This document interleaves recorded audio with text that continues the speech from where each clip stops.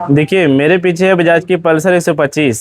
भाई हमने इसका क्लच का चैम्बर खोल के रखा है, टैंकी खोल के रखा है और हमने ऊपर हेड का कवर खोल के रखा है। तो एक चीज़ आप लोग समझ ही गए होंगे कि मैं किस चीज़ों के ऊपर बात करना चाहता हूँ।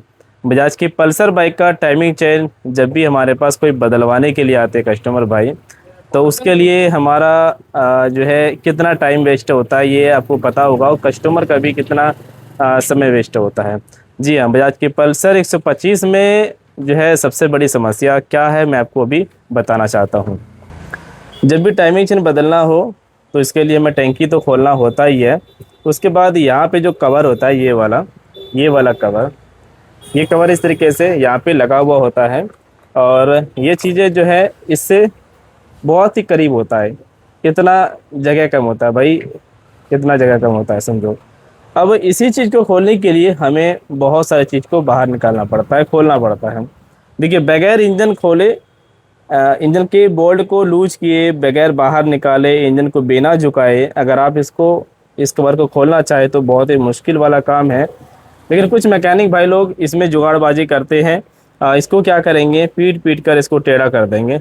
ये जो है ये रड जो देख रहे हैं, इसे पीट कर टेढ़ा कर देंगे ताकि हम इसको आसानी से खोल सकते हैं और बाकी कोई भी बोल्ट हमें ढीला नहीं करना पड़े, इंजन को नहीं झुकाना पड़े। तो ये मैं आपको कभी भी सलाह नहीं दूंगा कि शॉर्टकट का इस्तेमाल करना है, कभी भी जो है शॉर्टकट का इस्तेमाल नहीं करना है और किसी चीज़ को नुकसान नहीं करना भाई। तो मैंने जो इसका टाइमिंग चेन बदलने के लिए सारा चीज़ खोला, ये देखो यहाँ पे जो लंकी बोल्ट होता है स्टेक इंजन का, वो हमने खोल दिया, बाहर निकाल दिया। नीचे का जो बोल्ट होता है स्टेक का, ये नट हमने लूज किया है सिर्फ। और ये यहाँ पर जो बोल्ट होता है दोनों तरफ हमने इसको खोल के बाहर निकाल दिया। सलेंसर का यहाँ पे जो बोल्ट होता है ना, ये हमने खोल के बाहर निकाल दिया।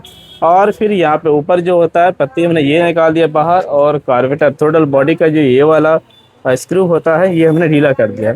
उसके बाद हमने चैम्बर को, इंजन को यहाँ से हमने बड़े पेचकस के द्वारा, इस पेचकस के द्वारा जो है हमने इस तरफ झुका दिया और बहुत ही आसानी से हमने इस चैम्बर को, हेड के कवर को हमने खोल दिया ताकि हम टाइमिंग चेन को आसानी से बदल सकें।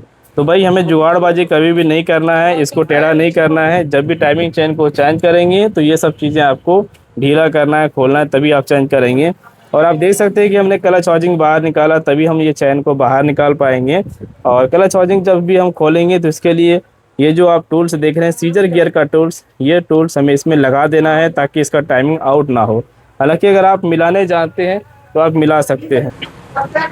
तो ये सीजर गियर का जो टाइमिंग होता है, अगर आप मिलाना जानते हैं तो आप इसे खोलें, वरना इसे ना खोलें। हालांकि मैं जानता हूँ मिलाना, फिर भी मैं चाहता हूँ कि क्यों इसमें हम इसको खोलेंगे और फिर लगाएंगे, सेटिंग करें। तो अब ये नहीं समझना कि कासिम भाई को मिलाने नहीं आता है, ऐसा बिल्कुल भी आपको नहीं सोचना है।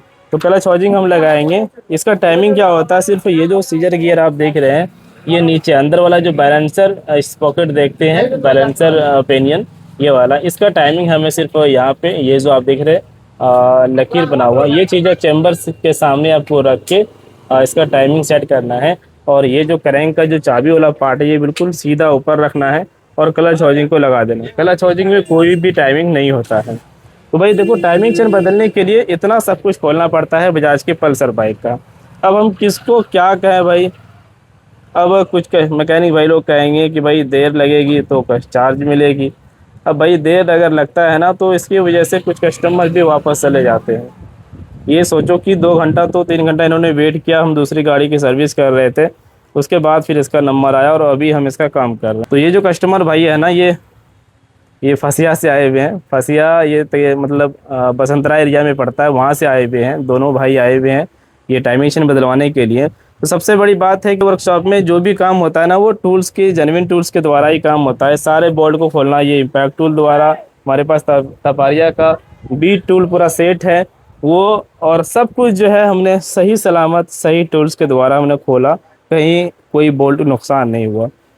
तो आप भी आ सकते हैं हमारे वर्कशॉप में। कासिम ऑटो नरैनी में भी फ़िलहाल गैरेज है, और मेरा कुछ ही दिनों में हनवारा पेट्रोल पंप के बाद बीच में एक नया हीरो का शोरूम खुला हुआ है, जो इलेक्ट्रिक स्कूटी का शोरूम है, वहाँ पर हमारा वर्कशॉप होगा।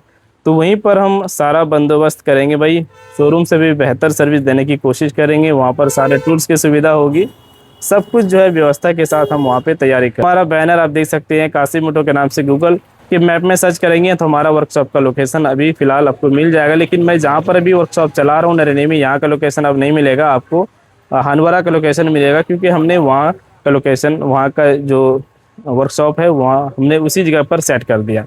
तो चलिए फिर से मिलेंगे एक नए वीडियो के साथ। अभी हम इसमें टाइमिंग चेन डालेंगे। टाइमिंग चेन इसमें हम ओरिजिनल टाइमिंग चेन डाल रहे हैं। तो ये देखो टाइमिंग चेन है, ये देखिए भाई यही टाइमिंग चेन है। और बहुत ही जल्दी टाइमिंग चेन इसका ख़राब भी हो जाता है। 10,000, 12,000, 15,000, 7,000 इतना किलोमीटर में ही जो है इसका टाइमिंग चेन ख़राब हो जाता है।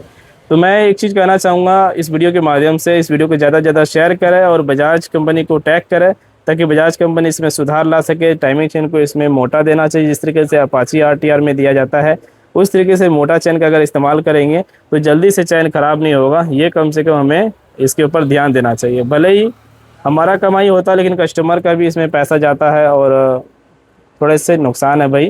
कि टाइमिंग चेन ऐसा सेटिंग करना चाहिए कि बिना इंजन खुले बगैर धुआं मारे उससे पहले टाइमिंग चेन आवाज़ नहीं आना चाहिए, ऐसा टाइमिंग चेन होना चाहिए भाई, है ना। तो फटाफट भाई इस वीडियो को ज़्यादा से ज़्यादा शेयर कर दो, फेसबुक पे, यूट्यूब पर और इंस्टाग्राम, जहाँ तहाँ आप चाहें भाई व्हाट्सएप द्वारा शेयर कर सकती हैं। Thank you.